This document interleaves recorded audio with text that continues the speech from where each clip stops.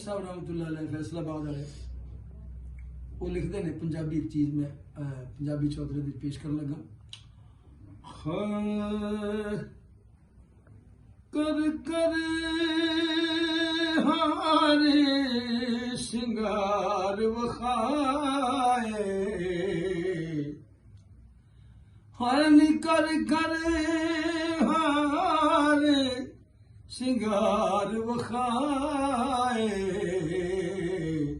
ढोल नहीं तकदा मैं वलमाए ढोल नहीं तकदा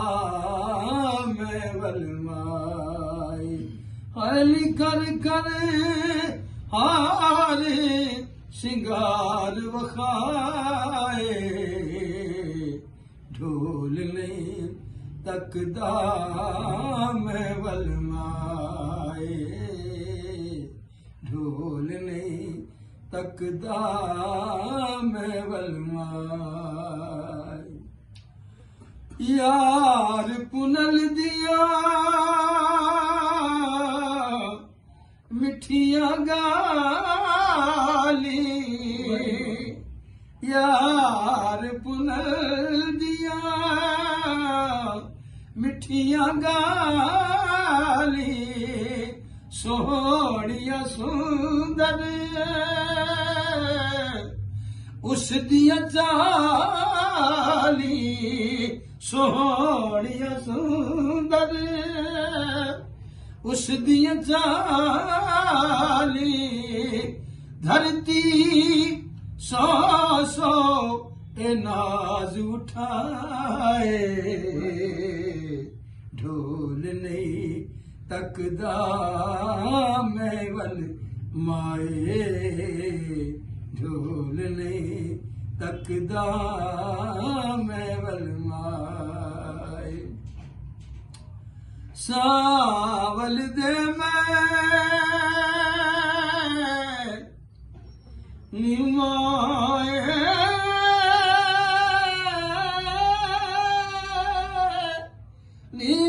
निमाए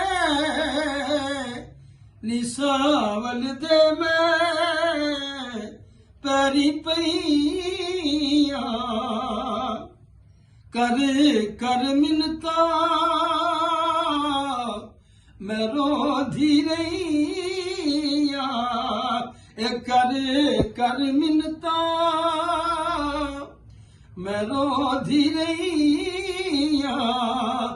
हाय नी छड़ के टुर गयो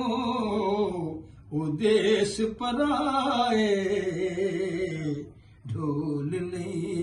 तकदा मैं वल माए ढोल नहीं तकदा मैं वल माए इश्क माही ने एक लाया इश्क माही ने एक लाया थी गया साडा ए हाल सदाया थी गया साडा हाल सदाया कीने खाने लेख लिखाए ढोल नहीं तकदा मैं वलमाए ढोल नहीं तकदा मैं वलमाए नाज़ा वालिया नाज़ा वालिया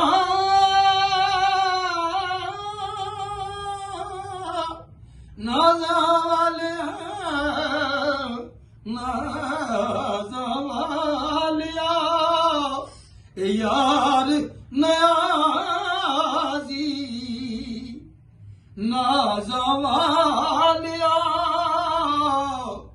यार नयाजी कदम खुलन जे एथी वे राजी कदम खुलन जे थी वे राजी ए हाणे कीते हाणे कीते